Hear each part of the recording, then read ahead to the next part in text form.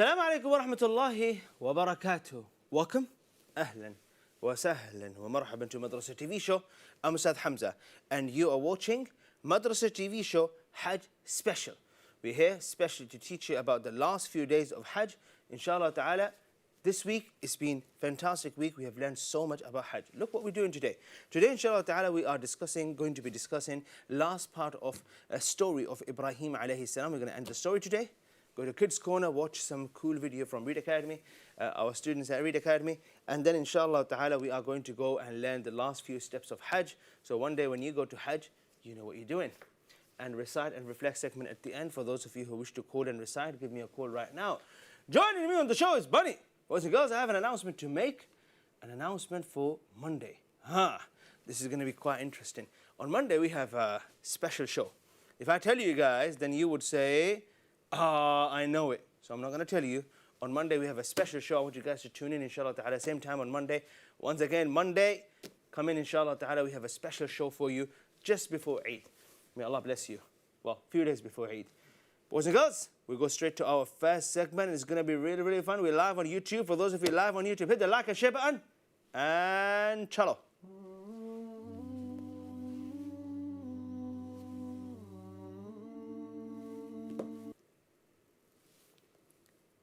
Right, so story of Ibrahim alayhi salam. What happened? Ibrahim alayhi salam took his family, left them in the middle of desert, and he left. The Mecca didn't used to look like this at that time. It was empty. There's no Kaaba. There was nothing here. Anyway, he left them because Allah commanded him to leave. And Allah Azza wa Jal looked after his family. Allah provided them with water, and society started growing around Mecca, around the place of Zamzam. So what happened next? What happened next? Ismail alayhi salam, who was a baby, he grew up and he grew up around these people. By the way, there was a tribe that was coming from Yemen. They were looking for water. They were trying to go somewhere where there is water. And they find, and then all of a sudden they see some birds in the sky and they realize there must be some water. And they come here and they came to Mecca. And so what happened, Ismail alayhi salam's mother, Hajra, she was quite smart. She said, look, you guys can stay here, have water, but you have to pay me because it's our water. So they started paying her, and then that's how Ismail alayhi salam, he grew up in Mecca around these people, and this tribe known to be from Yemen. Barakallahu feekum. So the first tribe that came and they started living around this place here was from Yemen. Now, we're going to discuss all the way till Kaaba. Kaaba did not exist at that time. Once again, this was Wadin Ghairi Dhi Zar. There was no plant. There was like mountains and really, really hot place. What happened? Years later, Ibrahim, who was told by Allah Azza wa Jal to leave them, returned to Mecca to see his son, a grown man. He, alayhi salam, learned that Hajra has passed away during that time in his absence. Allah wanted to test Ibrahim's submission again. Allah wanted to see how is Ibrahim going to do now. Allah tested Ibrahim alayhi salam many, many times. And whoever Allah loves, they go through test, including the beloved Prophet alayhi salatu wassalam. So next time you're going through a test, some difficult times, say Alhamdulillah. Start off by saying Alhamdulillah, and then, inshallah, you can, there's always a way out. Anyway, in a dream, the Prophet Ibrahim alayhi salam was instructed to sacrifice his son Ismail to Allah. Now remember, Ibrahim alayhi salam is a prophet. And a prophet seeing a dream is not like your dream. It's not like I'm dreaming. This is a prophet. So hear me what happened then. Ibrahim told his son about the dream. He said, look, Allah wants me to sacrifice you. And both agreed to submit their will to Allah. So here Allah wanted to test Ismail, the son, and Ibrahim both. Next, what happened? Ibrahim was about to go through with his task. But at this moment, Allah called down, "Oh Ibrahim, you have done my bidding now, and now you will be rewarded." So Allah just wanted to test him to see if he is willing. And before, He didn't even have to sacrifice. Allah Azza wa Jal, what happened here? A large ram appeared as an alternative sacrifice instead of his son. And this is why you see a lot of Muslims who go to Hajj and a lot of other Muslims who don't even go to Hajj, people who are capable, who have money, we sacrifice an animal for the sake of Allah Azza wa Jal. And the sunnah is that you eat from it and then you give part of it to poor people and needy people. There are millions of people around the world who never get to have meat, let alone, you know, vegetables that your mom makes sometimes and you complain about it. People don't get to have any of this.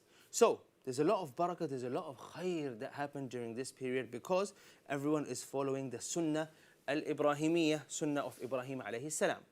It's a symbol that we are willing to sacrifice, yes, everything we love, everything we really and truly love, we are willing to sacrifice it for the sake of Allah. And look at how merciful Allah is. Allah did not ask him to actually go and sacrifice. Allah was just testing him. May Allah bless you all. Once again, this is a dream of a prophet, and Ibrahim alayhi salam was a Khalilullah.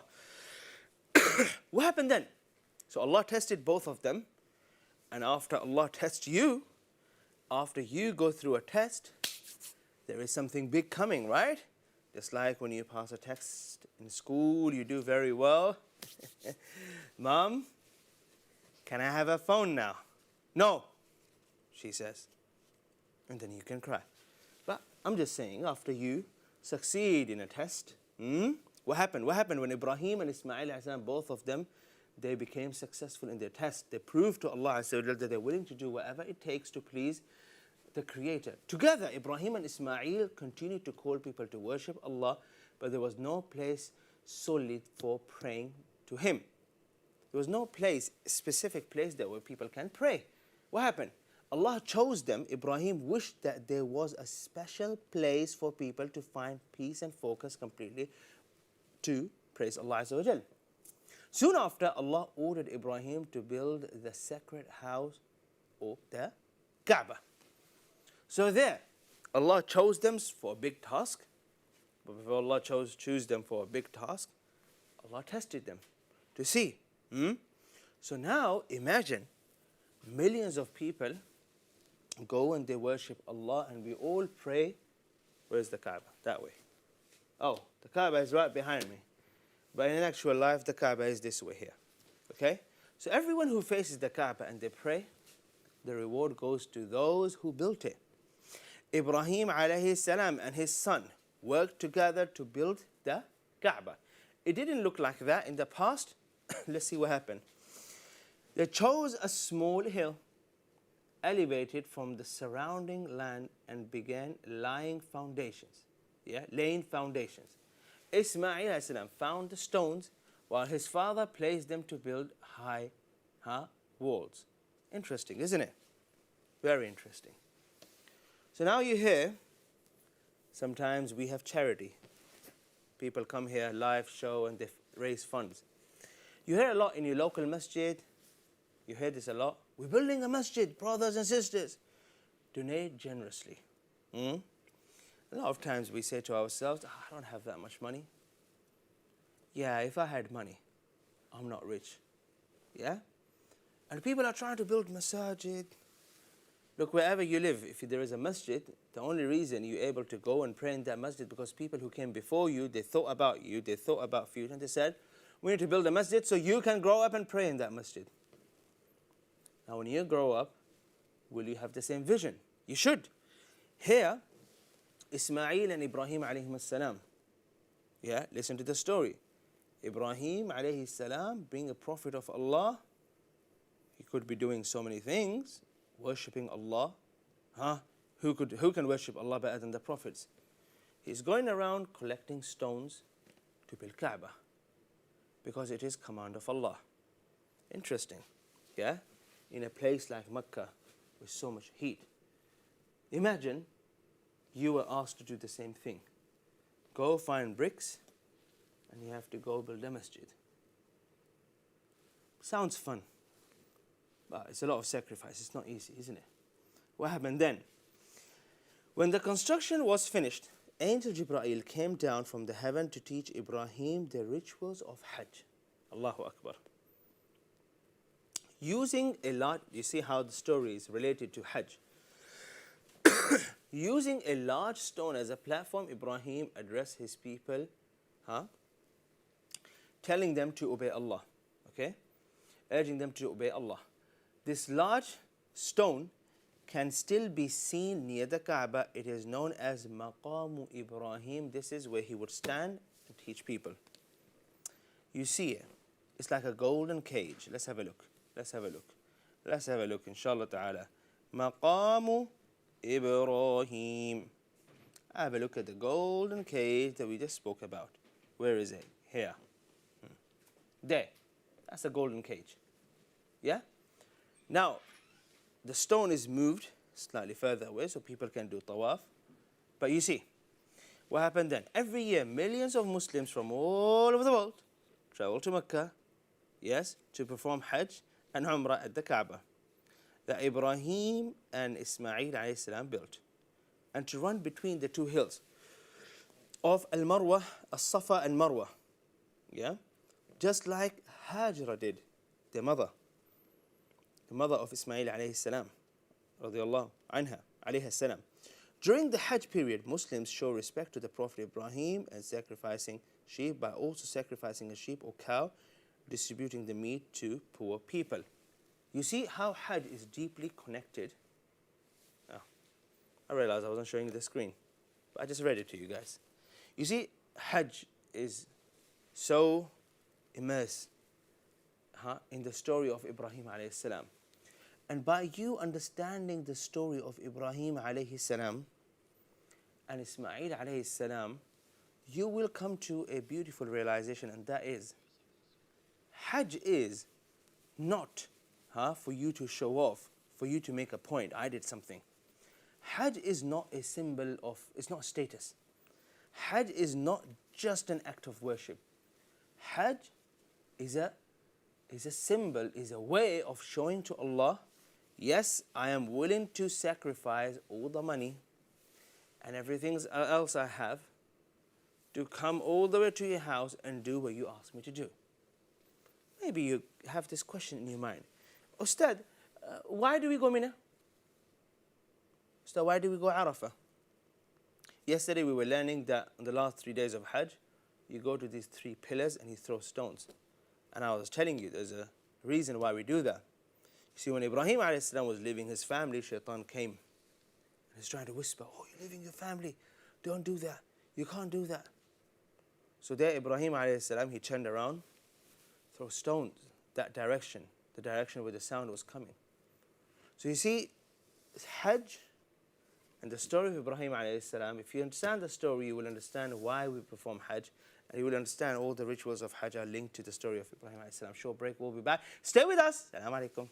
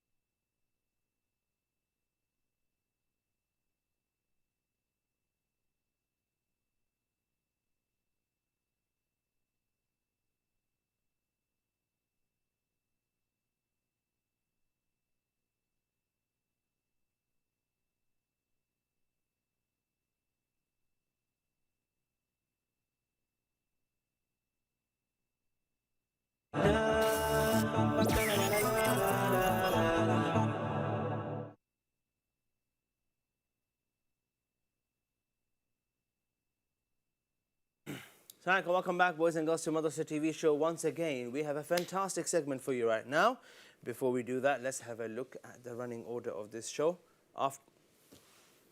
After learning story of Ibrahim alayhi salam, now we are going to go to Kids Corner and watch a very interesting video where we have students from Read Academy talking to us about Hajj and sharing their knowledge and answering some questions and a poem, Hajj poem. We're going to do that inshallah ta'ala here. After that, we are going to discuss the last few steps of Hajj, which are very, very important. Today will be the last day when we are going to recite a few verses of Hajj. Although it's Friday, you should be reciting Surah Al-Kahf. Let's inshallah ta'ala go through the video and then we will discuss a few other things. Actually, let's go to the segment first.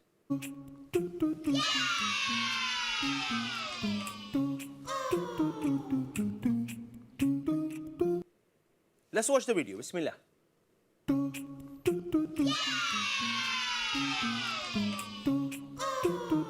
Welcome back, kids. We're going to learn about the day of Arafah, the main day of Hajj. We're going to have a lot of interesting discussions, but let's learn a few things about Arafah from our Read Academy students. My name is Fatima. My name is Abdurrahman. 9th of Dhul Hijjah is when you go to Arafah, you do dua, dhikr, and you can listen to a khutbah. After that, you go to Muzdalifah, you pray Maghrib and Isha, and we look at the stars. We look at the stars in the sky. Let's hear more about Hajj from the Read Academy students. Who is Ibrahim alayhi salam? Ibrahim alayhi salam, his father used to worship idols, but he didn't. He worshipped Allah, and he was the first person to do Hajj, and him and his son made the Kaaba.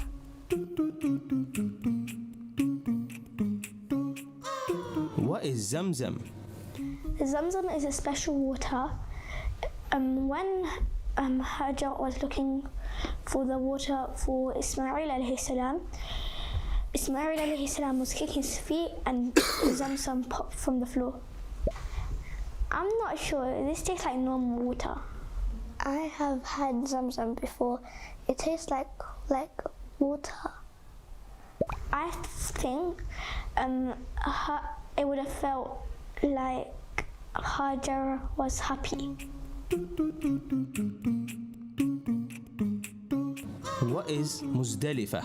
Muzdalifah is when you come back from Arafah and at Muzdalifah you do your salahs, and there's a mountain where you make lots of dua and you do dhikr and you sleep.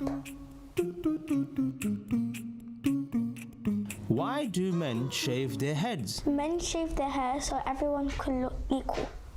I don't know, I've never shaved my head before, all the way. It will feel quite tiring. I think you'll feel amazing amazing to see the house of Allah.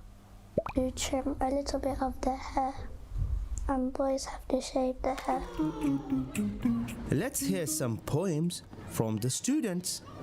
Ibrahim alayhi salam was blessed to be a messenger. He followed the path of Allah. He faced many tests in his life, And his son he was told to sacrifice. This was a very difficult thing for him. but he knew Allah was with him. Allah swapped his son for a ram. Ibrahim knew that everything would go according to Allah's plan. He was a very patient and humble man. He put his trust in Allah's hands. So there we go. We learned quite a lot about the day of Arafah, the main day of Hajj, 9th of Dhul Hijjah. We heard some answers for the difficult questions we asked these students, and we heard a beautiful poem. We'll be back here tomorrow, inshallah ta'ala, to learn more. For now, let's go back to the studio.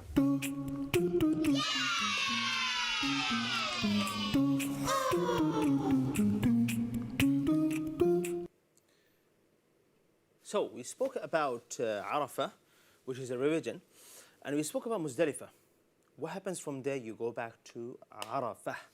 You go back to Mina, where the tents are, loads of tents. And then you do something called Jamarat. We're going to learn about those specific acts or steps of Hajj, inshallah ta'ala, after a short break. I'll walk you through what are the last few things you need to do before we go and inshallah ta'ala finally end the Hajj. May Allah bless you all. The last bit is important. You need to know how to end Hajj and what is it that you must do before you leave Mecca. After that, inshallah ta'ala, we have a recitation segment. I would like to invite you all to give me a call and recite. This will be your chance to recite, inshallah ta'ala, get some feedback on your recitation, and also to win a badge. Boys and girls, we are going to stop here, take a break, and continue, inshallah ta'ala, afterwards. Give me a call early, give me a call now if you're ready to recite. See you all after a short break. Assalamu alaikum.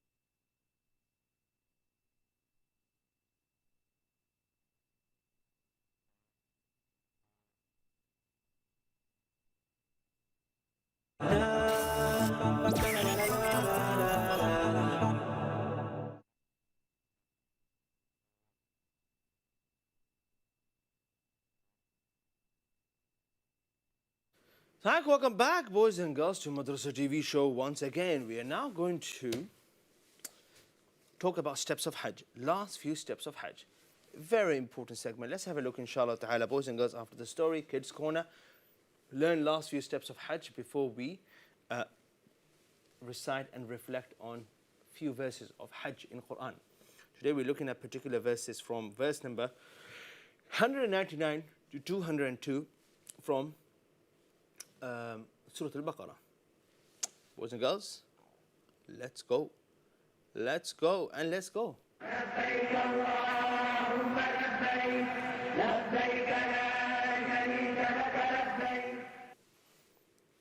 Right, so what happens? 11th and 12th of Dhul Hijjah. Okay? 11th and 12th of Dhul Hijjah. Barakallahu feekum. Now, what we're going to do here, we're going to discuss what happened after the 10th day. Barakallahu feekum. Hajj starts on the 8th. 9th is the main day, day of Arafah.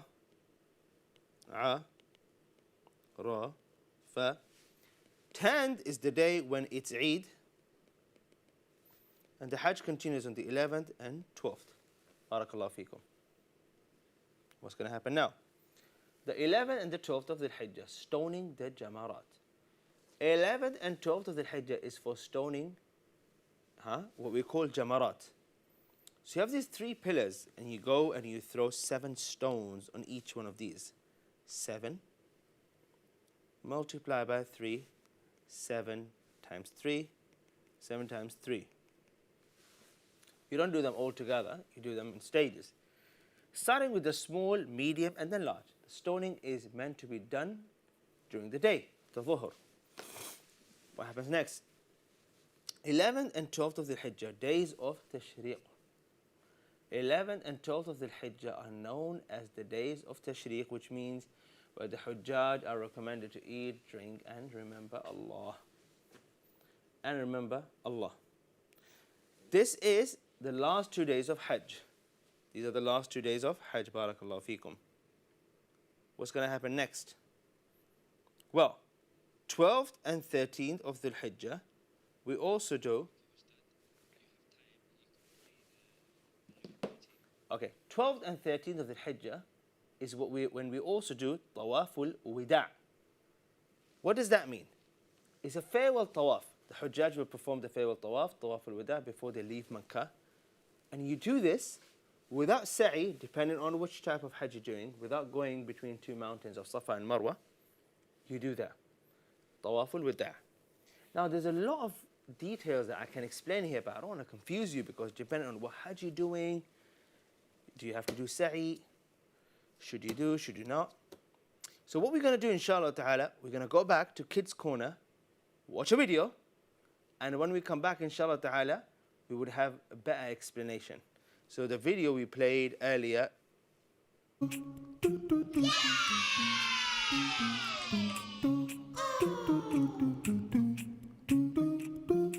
the video we played earlier was a revision for yesterday's video. Today we're going to talk about, inshallah ta'ala, Muzdalifah and the last few days of Hajj. So, let's start.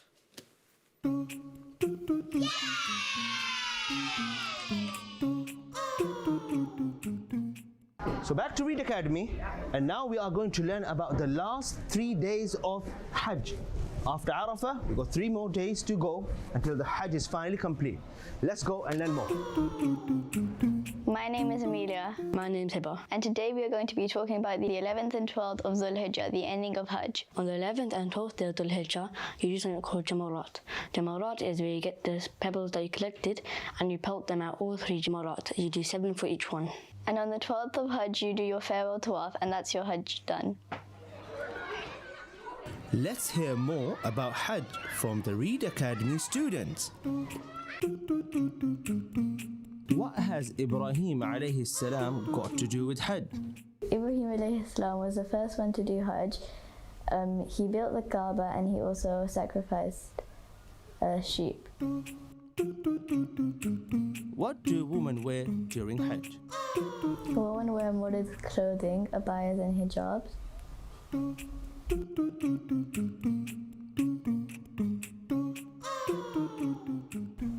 Any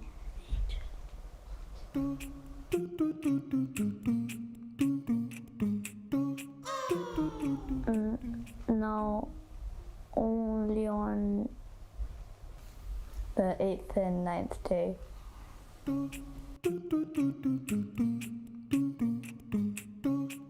You wear ihram when you enter the miqat. In Mecca. You get to choose if you want to fast But the days you can fast in Hajj are the 8th and the 9th. You can't fast on the 10th, 11th and 12th because those are Eid days. Amazing, and it would be like an opportunity to do lots of new things. It will feel very good and very good. My cousins and my whole family. My whole family. Some of them. So, My uncle is going to Hajj this year and he left yesterday. my mom and dad went to Hajj when I was a kid, and they didn't tell me about anything. My uncle was very excited to go to Hajj and he brought 2 suitcases with him. He brought one to fill stuff up to buy for us family and one with his ihrams and his clothes. When my uncle comes back, I hope that he brings me some halal McDonald's. When I get to go to Hajj, inshallah, I really want to touch the Kaaba. It felt good. It felt like really large. Hajj you can only do in a specific time, and Umrah you can do any throughout the year. Let's hear some poems from the students. Ibrahim alayhi salam was blessed to be a messenger. He followed the path of Allah. He faced many tests in his life, And his son he was told to sacrifice. this was a very difficult thing for him. But he knew Allah was with him. Allah swapped his son for a ram. Ibrahim knew that everything would go according to Allah's plan. He was a very patient and humble man. He put his trust in Allah's hands. So after the 3 days of Jamarat and Tawaf al-Wida', Hajj have finally come to an end. We'd like to thank Reed Academy and all the students who participated. We'll see you again in the next season.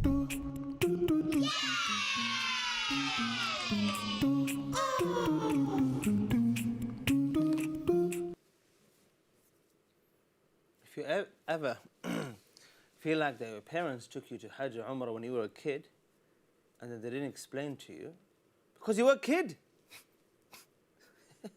What are they going to explain to you? I remember going Umrah many times when I was a kid. No, I don't.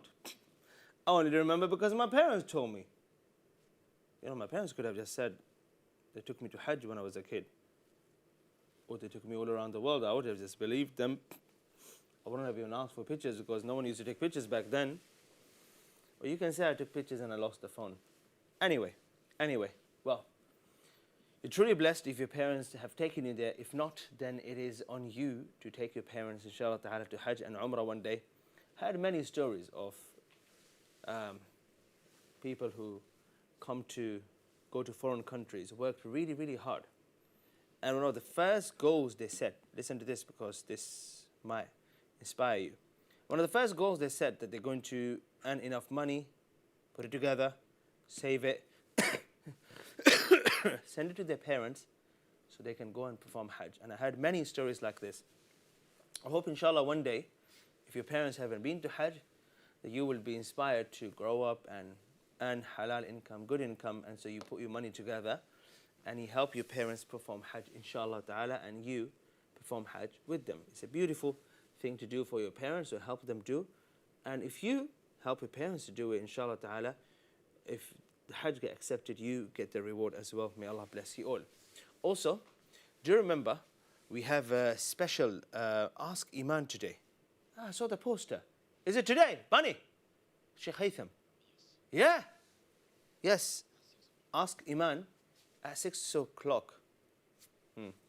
Anyway, if you guys tune in, inshallah ta'ala, you can ask him different questions such as, what if I don't have money? Can I send someone on behalf of me? What if I'm at Hajj and you go and you throw stones on these 3 pillars? Shaitan pillars, call them. What if I can't go there? It's too crowded. What if I go with my parents and my parents, they fall ill? What if someone passes away while they're doing Hajj? What's going to happen then? Does someone have to complete on behalf of them? What is the reward if I go for Hajj and I end up dying there? What will happen then? Will my Hajj be accepted? You see, all these questions, inshallah ta'ala, if they spark a little bit of interest in you, bahut achhi baat hai. Very good. Tune in, inshallah ta'ala, ask Eman today with Sheikh Haytham, and you can ask him all these questions, inshallah ta'ala, here in this show. I'll give you enough information, so inshallah ta'ala, you get motivated to go Hajj. And guys, remember, al-Hajj al-Mabrur laysa lahu jazaa'un illa al-Jannah. Aw kama qala alayhi salatu wassalam. If your Hajj get accepted, then the reward of the Hajj is Jannah, is paradise. So, Hajj is not expensive. It's not expensive. If you were to think of the return on your investment, I'm going to spend this much money, I'm going to get Jannah in the return. It's cheap. Alhamdulillah. We'll be back after a short break for our recitation segment. Give me a call if you want to recite. I'll bring up a number here after a short break. Assalamu alaikum.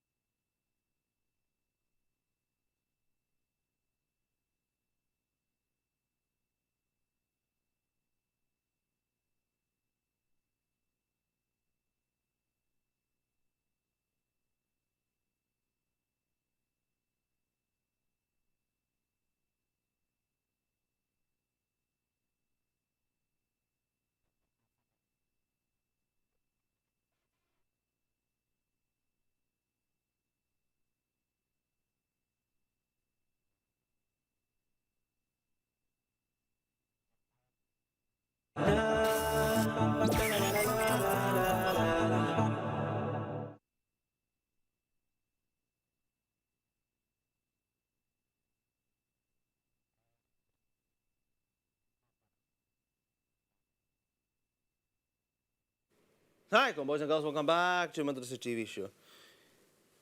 You know, the way my hair growing, I just feel comfortable wearing a topi. Subhanallah. I don't know what happens to them. They all want to stand up.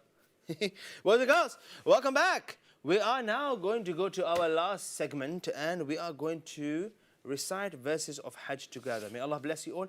I hope you guys had a good week. We learned a lot about Hajj, and some of you, mashallah, tabarakallah, are giving me a lot of interesting insights about Hajj and all the rest of it. And I hope you inspired to, well, I was talking about Read Academy students, and I hope you're inspired to go and perform Hajj one day. Boys and girls, for now, let's go to recitation segment. Let's go. بسم الله الرحمن الرحيم.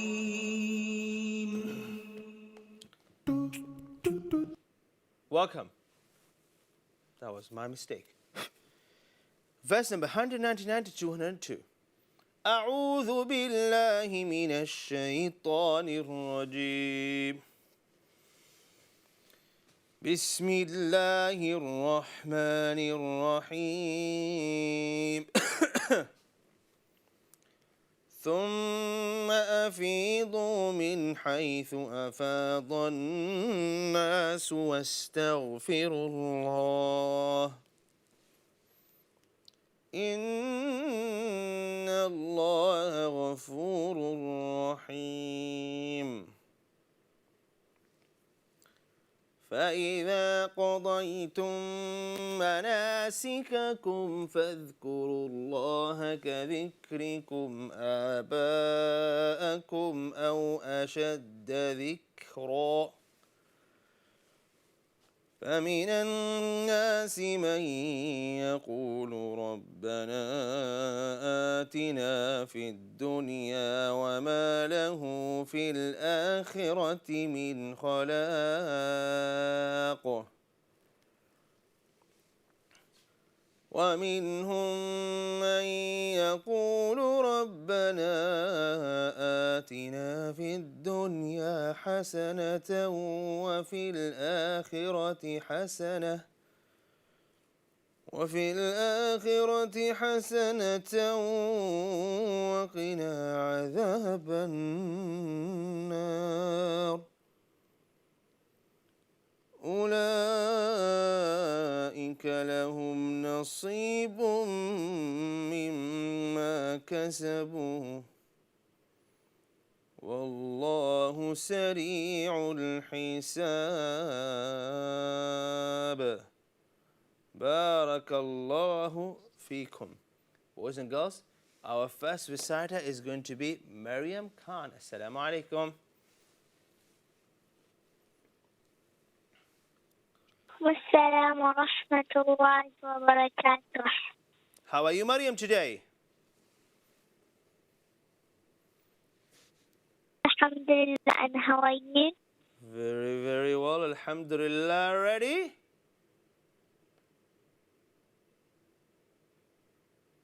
Recite together, please.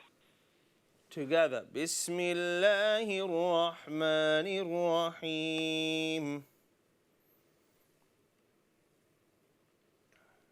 بسم الله الرحمن الرحيم. ثم أفيضوا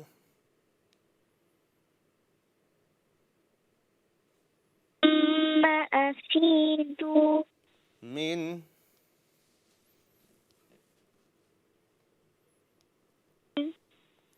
حيث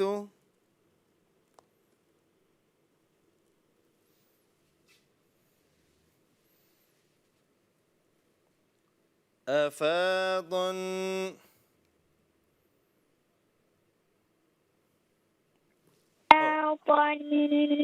الناس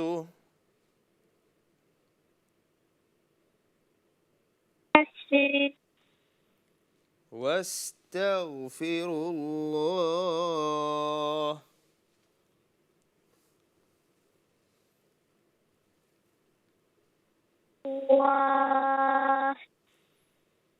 إن الله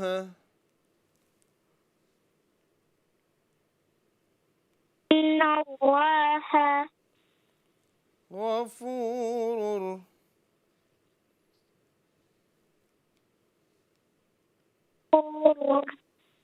رحيم.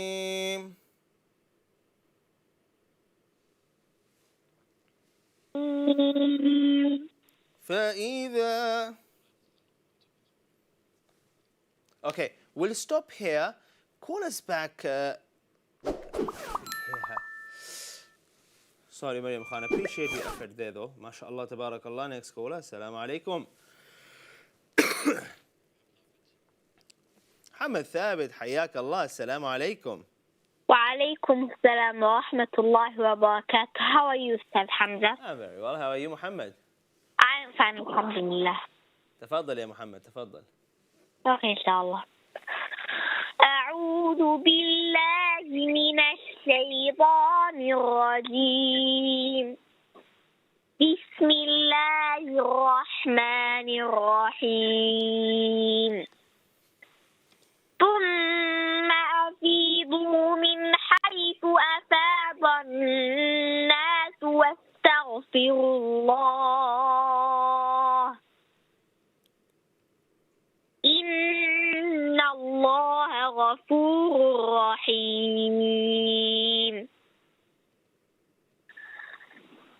فإذا قضيتم مناسككم فاذكروا الله كذكركم آباءكم أو أشد ذكرا. فمن الناس من يقول ربنا آتنا في الدنيا وما له في الآخرة من خلاق.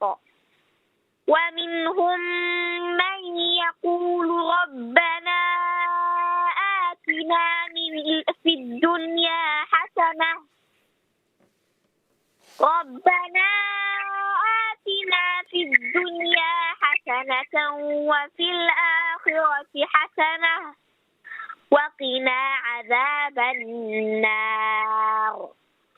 أولئك لهم نصيب مما كسبوا والله سريع الحساب. صدق الله العظيم. يا هلا ما شاء الله. الولد خطير ما شاء الله. Next caller. السلام عليكم.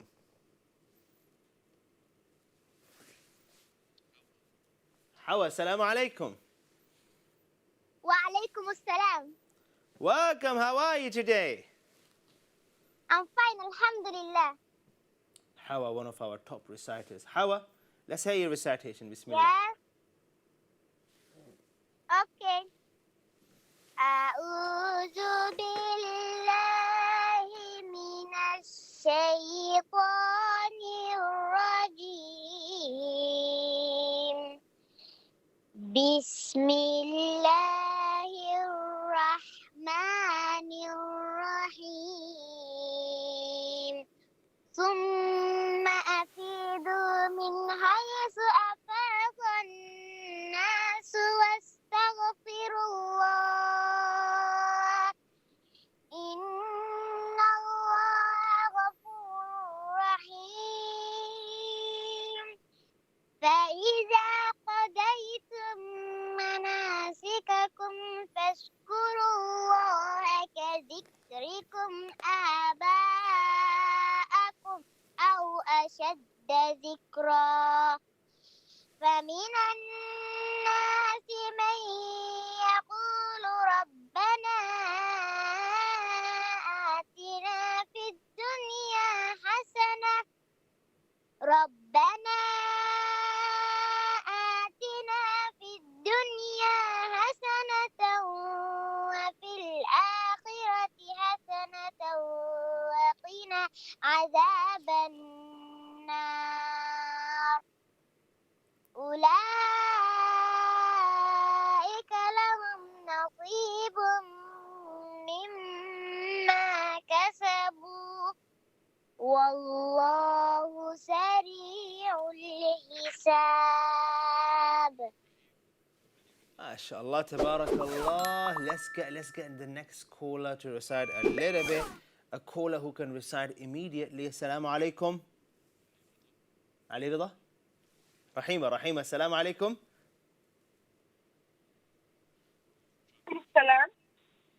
السلام عليكم. مع عائشة. عليكم. وعليكم السلام. Let's get you to recite immediately. Bismillah. Ustaz, what's the surah and ayat number, please? 199 Surah Al-Baqarah. Okay. أعوذ بالله من الشيطان الرجيم. بسم الله الرحمن الرحيم.